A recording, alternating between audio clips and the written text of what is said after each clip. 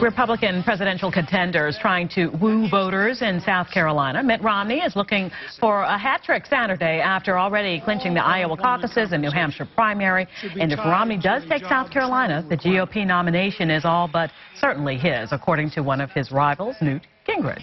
Joining us now with a look at the race is Meredith Shiner, staff reporter at Roll Call. Meredith, welcome to the show. Good morning. Thanks for having me. So, two debates in South Carolina. First of all, let me just ask you, is this too much, or is this just what the voters need to make their minds up? Well, not as tense as that shearing versus curling debate. I know, right. I'm sorry you had to be a witness to all that. But no, I think that this was a really important debate in South Carolina because this is going to be the primary that I think really narrows the field. Okay. You already saw Jon Huntsman drop out, and what you saw last night was really a preview of what will happen for the rest of the week. You saw all of the other opponents really go after Mitt Romney, who is the presumptive frontrunner right now, and try to attack him on his record at Bank Capital, also push him to try to release his tax returns.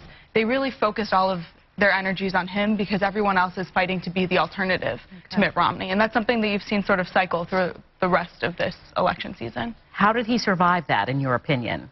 He did pretty well. You know, it's hard when you are getting all of the challenges focused on you, but that's something that the frontrunner has to do. So he was able to combat that. He also implied that he might consider releasing his tax returns in April this spring if he does become the nominee. And he was also able to get in a few shots at Barack Obama, which is something a frontrunner should do as well.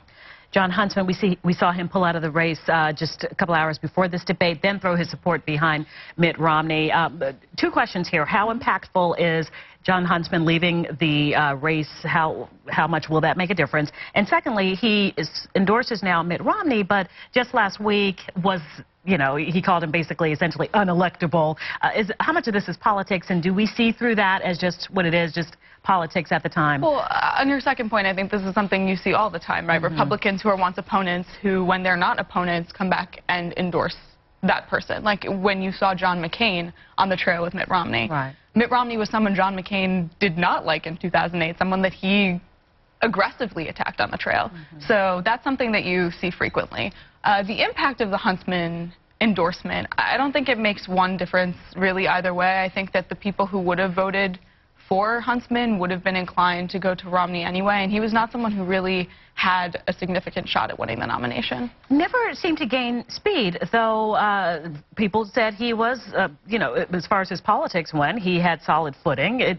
What, in your opinion, never really got Jon Huntsman off the ground? I think that it was really difficult for him to differentiate himself from the rest of the field, and particularly Mitt Romney. I think they had certain overlap. One of the places where Jon Huntsman was quite progressive was on environmental policy. He always had the issue of the fact that he was in the Obama administration. He served as his ambassador to China.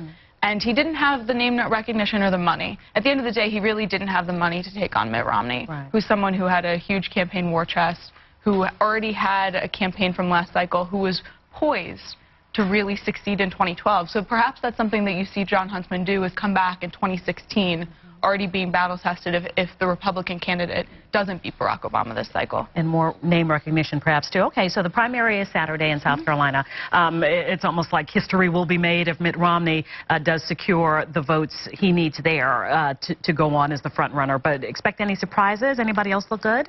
You know, I think that the big question will be is how big will Mitt Romney win by? And if he does win by a significant amount, how many candidates are willing to stay in, to continue to spend money to run against him? Because the longer this primary is, even if it seems that Mitt Romney has it secured, the longer people like Newt Gingrich, Rick Perry spend on the trail attacking him, the better that is for the Democrats, right? Because he is continuing to get attacked by his own side, which I think you'll see a push probably from the Republican establishment if he really runs away with this primary for some of the other candidates to step back, so that way he can sort of solidify and strengthen his place as the presumptive nominee. Meredith Shiner, a staff reporter with Roll Call. Thanks for coming in today. Thanks for having me.